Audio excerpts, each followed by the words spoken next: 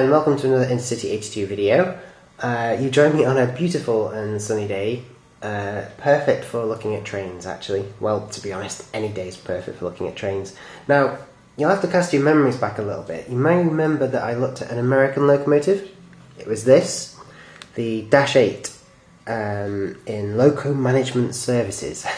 Not London Midland Scottish, no, that was the joke. But it is genuine, it does exist, it is real, and it's very, very nice. Well, my good friend Michael, who runs the Streamlined Trains channel, he very, very kindly sent me over some American rolling stock. You see, when that video went up, everybody was like, oh, what are you going to do for rolling stock? You've got to get some rolling stock now. Well, my good friend Michael, and he is a good friend, love him to bits, he sent me some genuine American rolling stock from the United States as well, which is pretty rather cool. So thank you, Mike, thanks for that, really, really do appreciate it. And I don't know, I guess I just caught the bug because I went and bought another one. Don't worry, you don't need to send me any more. You see, I've added to it myself as well. So I'm probably panicking people now. People are probably thinking that I'm going American mad, and I'm not. It's just a one-off. It's just a special. Oh, sorry about the edit there, but I just got interrupted by a magpie. I'm not joking. A magpie. And then sirens. And then sirens came for like 5 minutes. God, I wish people would stop dying. Anyway, where was I? Right. Yes, so I went and bought another one. I actually got this one from the North Yorkshire Moors Railway. There's a shop just at the end of the line there that sells quite a few locomotives. And I just thought, it looks so nice, why not? And it's Bachmann, or Barkman, however you choose to pronounce it. It doesn't really matter. So yes, we've got the fantastic little selection of rolling stock from Michael there, who runs Streamlined Trains. So that can be ran, and then there's all this as well, which I will come anyway. I'll come on to that later. Okay, I'll have a look at that later. So we've got two locomotives. We've got the GP40, which is this, and then there's the Dash 8, which I looked at last time. So here we are. This is a EMD, which is the as General Motors actually is the electromotive division. So it's a General Motors GP40 and Union Pacific. Now, the only thing that's really odd about this locomotive, despite how cheap it was, I mean, bargain price, I don't really understand that, to be honest, but I think I know why. There's no number on it. Honestly, there's no running number, which I think is a little bit odd. So if somebody could explain that to me, I'd really be keen to read what you have to say. So yeah, there we go, we've got the instructions, guarantee, and yeah, basically how to open it up, where all the wire goes, where the motors go. It's a 4-axle locomotive, the GP40 is, if you're interested. I don't know if you are, but I'm going to tell you anyway. So there we go, sit comfortably.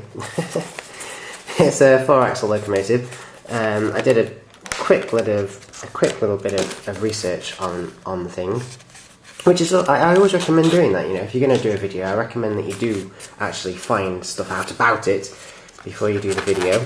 Trust me, I've learned my lesson. Oh yes, I know what a prairie tank is now. Whoa, I won't make that mistake again. My life is not worth it. So yes, this is a GP40, and it's a switcher locomotive, a railroad switcher. So they were used for pretty much everything. They were used for shunting, they were used for freight, they were used for even some high-speed services. And apparently they were better at high-speed services. But there's still lots around, all over the States, and I'd love to see one day. So if anybody would like to invite me over, you know, give me a room to stay, I'll pay the airfare, and I'll treat you to some Krispy Kremes and a McDonald's or something. But I'd love to see one in real life. There's not much chance. You don't really see them around Crewe, I'll be honest. They very, very rarely pass through Crewe. So yes, it would be great to see one in real life. But this is a model by Batman, and it's very nice. But there's no number. There's no number anywhere at all on the entire locomotive, and that can't be right, surely. I mean, how do they know what locomotive it is? Does it just have a name? Do they just call it Jeff or something? I don't know. But, you know, I thought, well, it's probably just a cheapo make or something. No, it's Batman. Or, yeah, it's just right. It's not got 3 N's, or it's not Barkshman, or, you know, some cheaper imitators. It's all genuine and legit. I just don't quite understand it. But no, that is not a number. That says Union Pacific. I'm not too sure, actually, if Union Pacific did operate this type of locomotive. I assume so, but I haven't actually checked that. Anyway, so yeah, we've got the knuckle couplers at the front, which are also KD couplers, aren't they? Yes, I know KD are an actual brand, you know, but over here in Britain, whenever we switch to this type of coupler, it's usually a KD that we go for. But yes, knuckle couplers, it's HO scale, so it's the same scale as the Dash 8, which is good. But they are slightly different to the 00. They're slightly smaller, even though in real life they're actually bigger. But that's because 00 cheats. 00 makes everything bigger, when it actually shouldn't be, but it needs to be. Anyway, you'll have to watch my video on gauges for that, which I promise it will come up, it will come up. So yeah, well, what can I say? It's fantastic. For the money, I mean, this is only 30-something pounds. It's brilliant. There's a great deal of weight to it. The roof is a little bit disappointing. The roof seems to be one gigantic moulded piece of plastic, but you have got some nice little air horns on the top. We have got lights, which I think will work when we put it on the track. The bogies feel really nice. They feel, you know, really, really solid, which is really good. Handrail all down the side. Must be careful not to snap that. Some detail at the front. Not much, not masses of detail. What's it like compared to the... Yeah, the Dash 8 is better, obviously. And the Dash 8 has a number. Why has this got no number? Just drop it, we'll leave it, move on. Okay. So, yeah, fantastic. Not bad at all. I mean, I wouldn't pay, you know, 60, 80 or 3 figures for this, that's for sure. But for 30-something pounds, I mean, you can't complain. You can't complain. So, let's put her on the track and see what she's like. Okay, so here we are at the world's most famous piece of skirting board. I'm sure it is. I dares you to find a more famous piece. And here's the locomotive. Whoa, careful. Almost bent the handrails then. What did I say? I said I might snap those handrails. I'm going to have to be really, really gentle. Okay, let's just get all the wheels on. That looks like they're on. She's a little bit rocky. I'm sure it's fine. Okay, power's on. Select a direction. Now, I don't know if she's going to work. I've never ran her before. But yeah, she should do, So let's famously give her some juice. And away she goes. Ooh, she's a little bit grindy and a little bit rusty. But then she's new. So actually, she's not rusty at all. She's just not run in yet. Well, she's brand new, so she needs running in. In fact, I'll let her do that this afternoon. But yeah, not bad. She definitely works, that's something.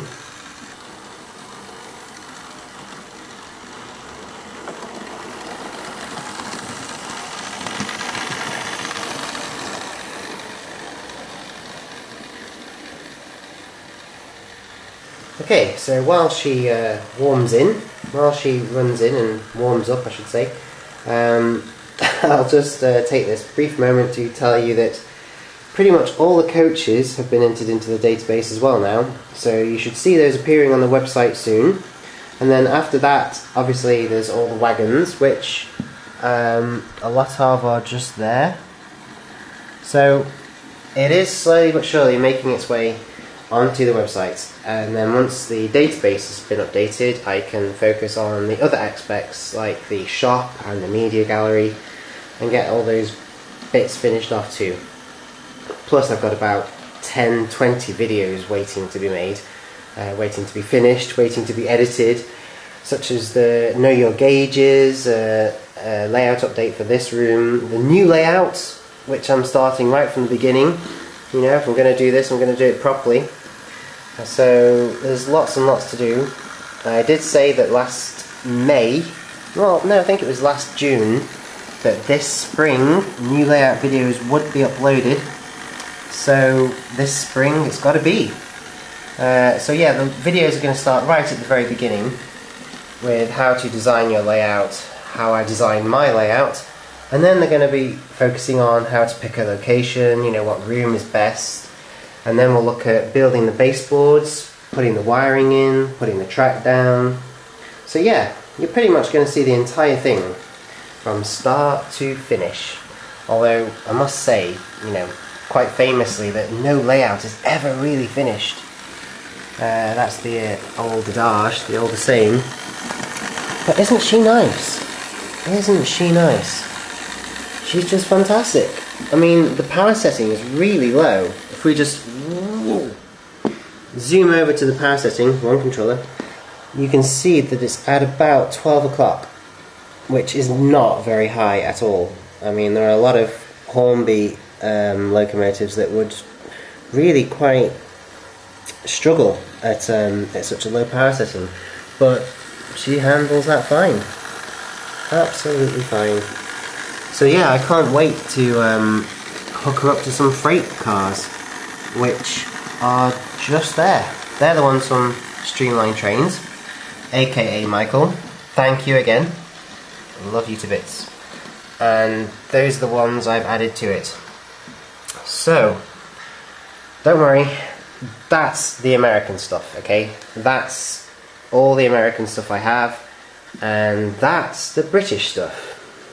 So, there's definitely still more British stuff, but thankfully they use the same track. You know, HO, it uses the same track, pretty much. So, I'll let her warm in.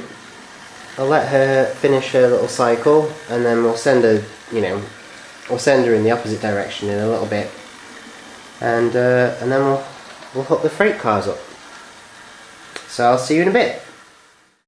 Okay, so our GP40 Union Pacific American HO locomotive has finished running in, and I have been prepared and put on the rake of American HO rolling stock. So over there's a, well, just a general box fan car type thing, and then we've got a coal one from Streamline Trains, a low loader from him as well, an Ario van. I mean, just look at that, that's so cool, I had to get that. Then there is a tanker, a small one, a rather special Burlington Northern all die-cast solid metal hopper, which is quite nice. Well, I thought it was quite nice. Again, a sort of general leasing utility type box fan thing. Carnation Milk. Everybody knows what Carnation Milk is. Just thought that was cool, so I had to get that.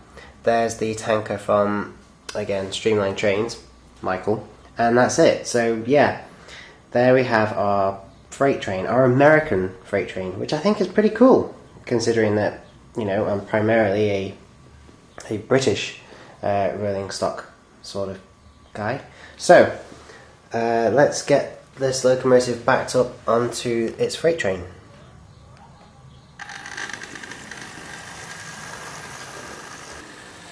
Okay, here she comes. Easy does it, easy does it. And this is the box car she's going to connect up to. Nice and slow. Perfect. Okay, so let's get this baby on the road.